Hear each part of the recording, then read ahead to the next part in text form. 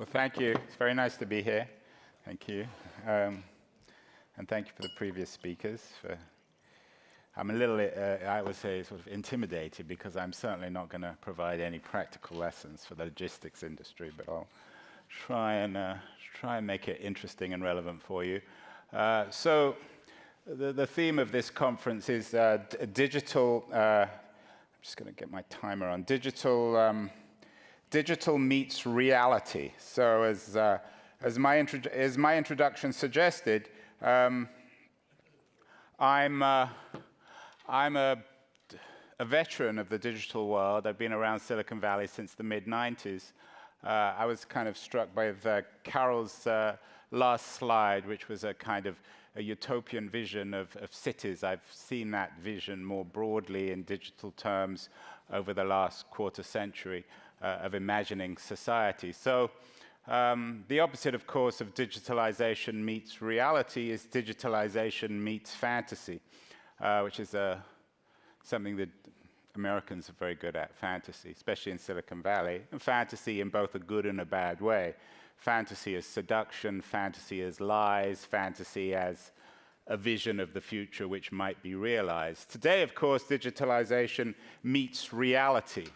That means it's real, it's happening, it's all around us. Now, in your industry, we can see it's radically transforming your industry, disrupting it, providing tremendous opportunities for innovation, and of course, and you don't need me to tell you this, great challenges to your business models, your current business models, your structures of your companies, to your jobs, to what you do. The logistics industry, like the media industry, the transportation industry, the healthcare industry, the business of politics, every industry is being radically transformed. Your industry, who knows where it will be in 25 years, but it certainly won't be where it is today. So digitalization meets reality is also true more broadly in society. Everything is changing. Let me pick out 4 broad areas. In economic terms, the digital giants are dominating our economy. We've, over the last month or two, had the arrival of the first $2 trillion companies. Now, they're not in the logistics business, as you all know. They are Amazon, which is kind of in the logistics business, or certainly becoming part of the logistics business, and is the giant, the 500-pound or the trillion-dollar gorilla in the room in this industry, and Apple, which is, of course, another remarkable company. $2 trillion companies. And then I think it's the 4 wealthiest, the 4 most highly valued companies in the world are all digital companies: Apple, Google, Facebook, Microsoft, Amazon, of course, as well. The 4 Chinese companies, Tencent and the others, Alibaba, which are also increasingly dominant. So we're seeing digitalization shape the economy, and even traditional analog companies are increasingly becoming digitalized. We're also seeing it in terms of wealth.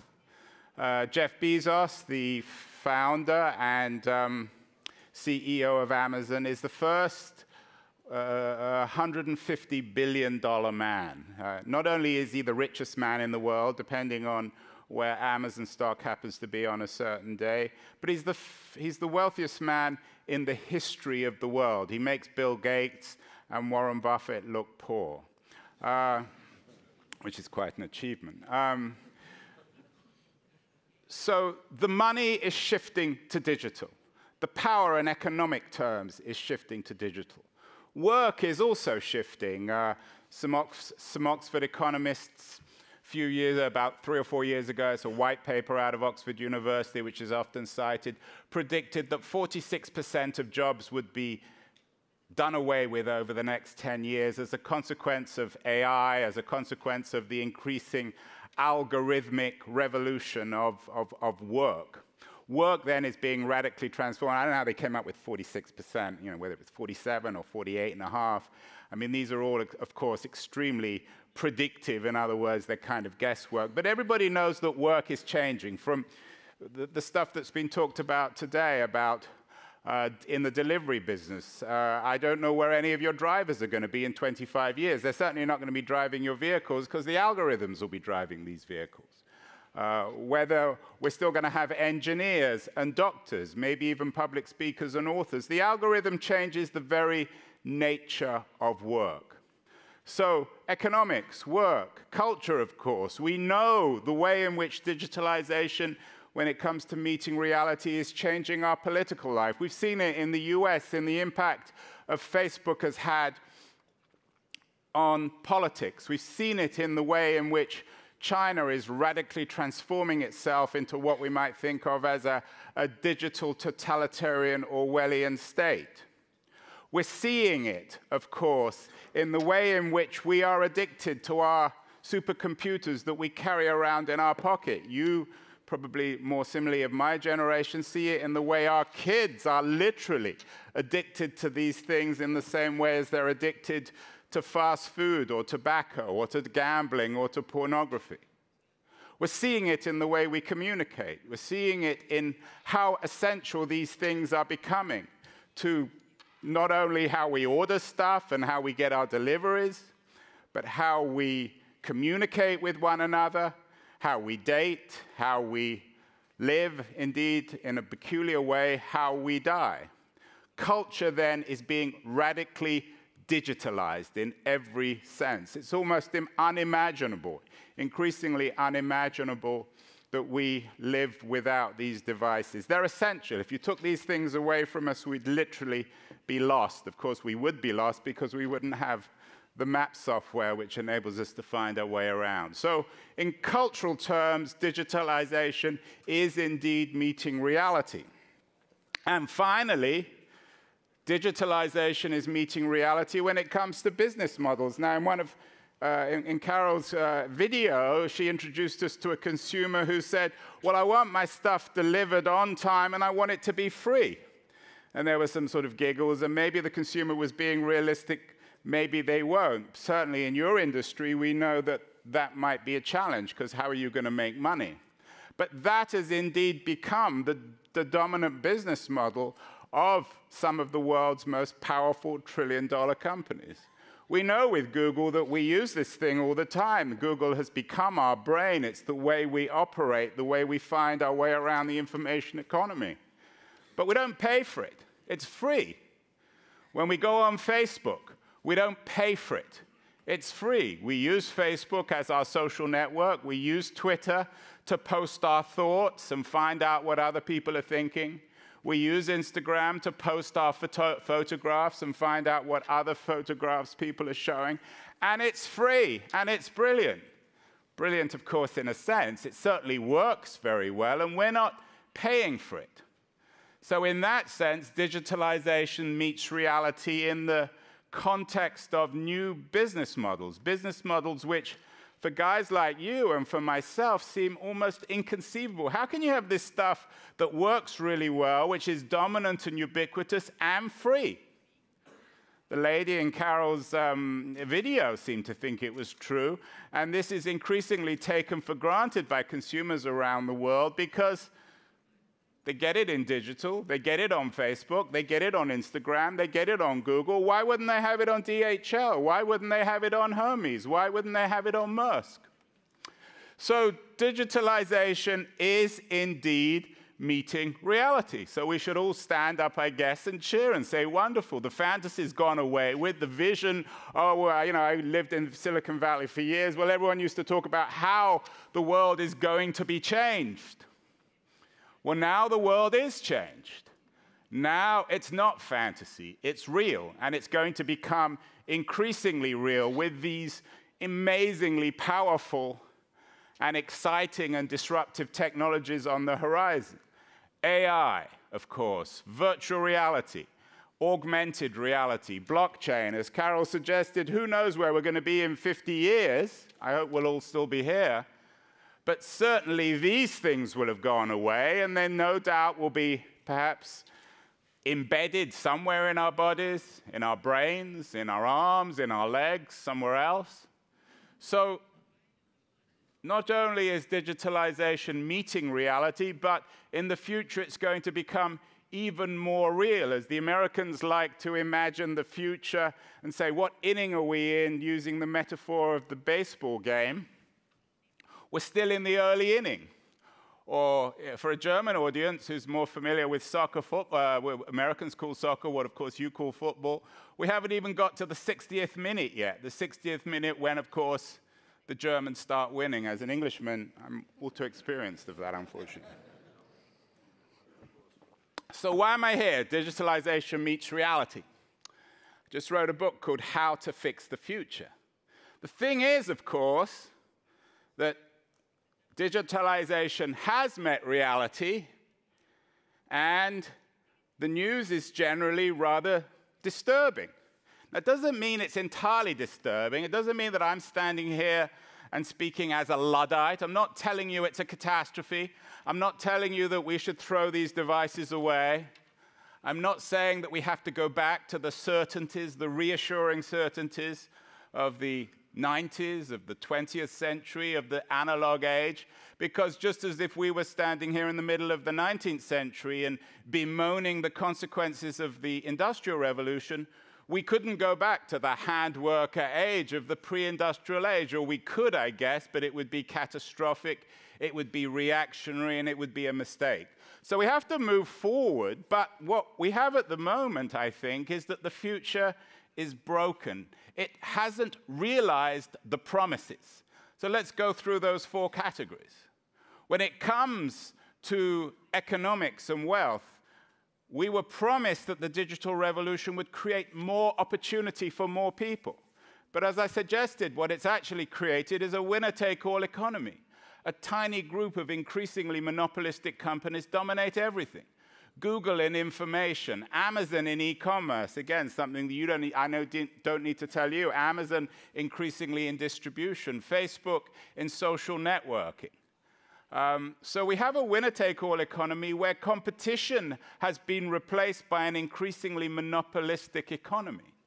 And we have an economy, we have a world in which power is increasingly centralized with a new technological elite. Now, that doesn't mean that the increasing inequality between rich and poor can be blamed entirely on digital.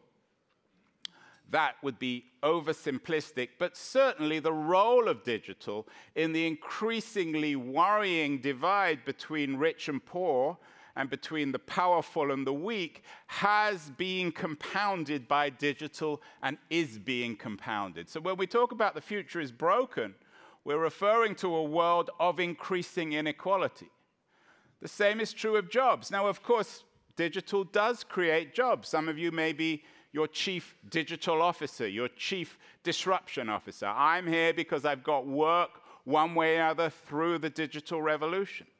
But the reality, of course, is that those jobs that are going to go away, the driving jobs, the jobs of doctors and fast food workers, the jobs of doctors, the jobs of engineers, the jobs of accountants, those jobs are going away. They're being replaced by the algorithm. We've invented something that replicates us as a species more than anything else we've ever done in our history. So much of what we've historically done, whether it's drive trucks or taxis, whether it's forecast diseases, whether it's knowing the law, whether perhaps it's giving speeches, all that's going to be replaced by artificial intelligence. We're at the very beginnings of the AI revolution, and that's the big story of the next 25 years. It's not the internet, it's not even this word called digitalization. What we're really talking about increasingly when we talk about digitalization is AI, is the algorithm. Our smart machines, the Internet of Things, the way in which everything will be connected in the future, from smart desks to smart clothing to smart humans. What about when it comes to culture? Now, of course, these things are empowering, but they've also created an infestation of fake news, a corruption of our democracy. We've seen it with Brexit. We've seen it with the Trump election. We've seen it in the way in which anti-democratic forces, often sponsored and paid for by authoritarian leaders like Vladimir Putin, troll factories, troll buildings based in Moscow or St. Petersburg, are creating an infestation of fake news. This technology was supposed to enable us to talk to one another around the world, to broaden our minds, to allow us to see the opinions of people we wouldn't normally meet. But actually what we've seen with these things through Facebook is an echo chamber culture, one in which we increasingly gravitate towards people who share our opinions. So rather than talking more to one another, we're talking less to one another. Rather than broadening our minds, it's narrowing our minds. Rather than creating a global network, it's actually creating what Marshall McLuhan, a great Canadian futurist, called the global village. We're becoming villagers. We're going back in history, not forward. We're going back before the Industrial Revolution, back to the village, back to a world in which our horizons were narrower. We're addicted to these devices, and increasingly we're using these devices not as ways of enlightenment, as mirrors. We look at them and we see ourselves. We even have a US president now who is the personification of that kind of narcissism, that kind of individualization, that kind of fragmentation, that kind of failure to empathize, to communicate, to network with other people. And what about these new business models? The business model where everything is free. The utopian vision, I guess, of one of the people in Carol's video. Well, I guess in a way it's wonderful that we can use Google for free and Facebook for free. It's wonderful. Who for? For, of course, Facebook and Google. These guys have become infinitely rich and powerful through our use of their technology. We know, and again, as a real industry, you know this, there is no free lunch in economics. There never can be a situation where no one pays for product. That, again, is a fantasy, the opposite of reality.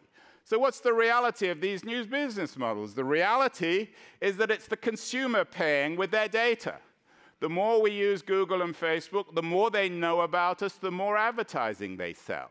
We have become the product, the victim, if you like, and it's our privacy, our sense of security, our uniqueness as human beings which is being compromised. We're increasingly living in what I would call a kind of surveillance capitalist world, because when you have products that are free, or at least appear to be free, someone is paying, and it's usually the mug at the table, and that's us, and that's the case in this new world. So inequality, unemployment, cultural decay, surveillance capitalism. That's why, broadly, the future is broken. The promise of the digital revolution, the fantasy, that kind of extension of Carol's photograph of a wonderful city where everyone was happy and everything that worked and everything was beautiful, that hasn't been realized. We're increasingly drifting into a dystopia, the opposite of a utopia, a place which represents our nightmares, a place where we are the victim, where we're exploited, a place of radical inequality, a place of rampant unemployment, a place of enormous cultural decay and division and narcissism, a place of radical surveillance. So how are we going to fix that? That's what my work now focuses on.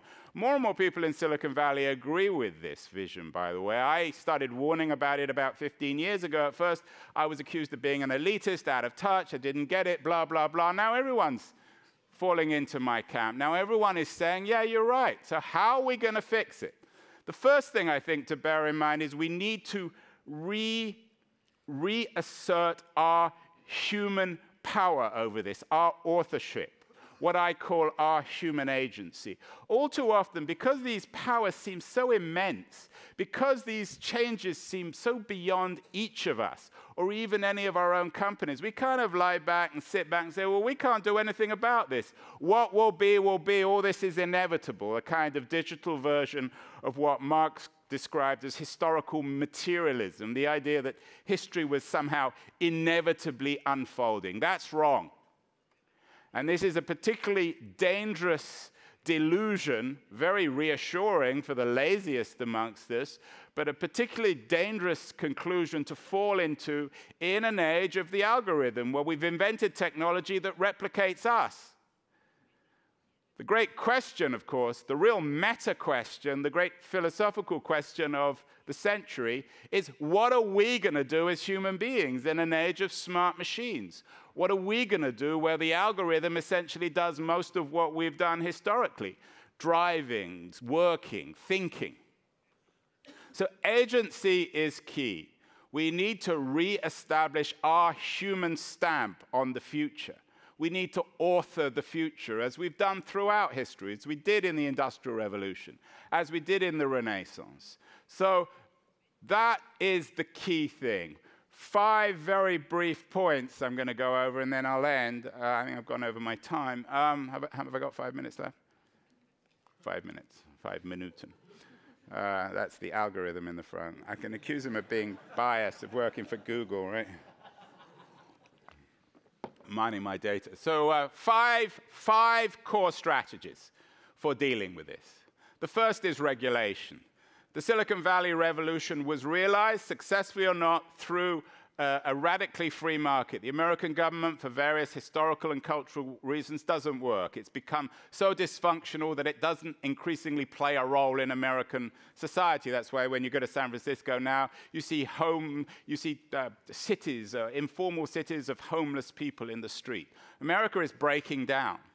Europe isn't breaking down, and that's why we need government, because we've always needed government to regulate, to create a level playing field. In my book, I talk to Margrethe Vestager, the EU Commissioner of Antitrust. The Europeans are leading on fighting monopolies. They're leading on forcing these companies to become, these so-called media companies, and like Facebook, to become accountable as media companies. They're leading in terms of writing important laws, regulation around data to protect our privacy. They're leading on forcing these companies like Apple to pay their taxes. Regulation matters. But that doesn't mean that the way to fix the future can be done exclusively through regulation. We need more innovation. We need entrepreneurs like you and companies like yours to actually focus on the consumer. Consumers need to be educated to pay for their products. It's not enough to just say, well, you can have it free and it's going to be amazing. Because, of course, if it is amazing, it isn't really free. So we need a new generation of entrepreneurs, whether it's in the US or in Europe, particularly in Germany. I think there are great opportunities to build consumer-centric products and platforms. We're kind of like back in the 1960s in the automotive industry. At that point, you remember, American companies dominated, but they were designing and selling coffins on wheels. Ralph Nader, in his famous 1965 book, Unsafe at Any Speed, exposed that. And the German car industry then emerged as the dominant player in the global business because they focused on creating products that actually respected the consumer.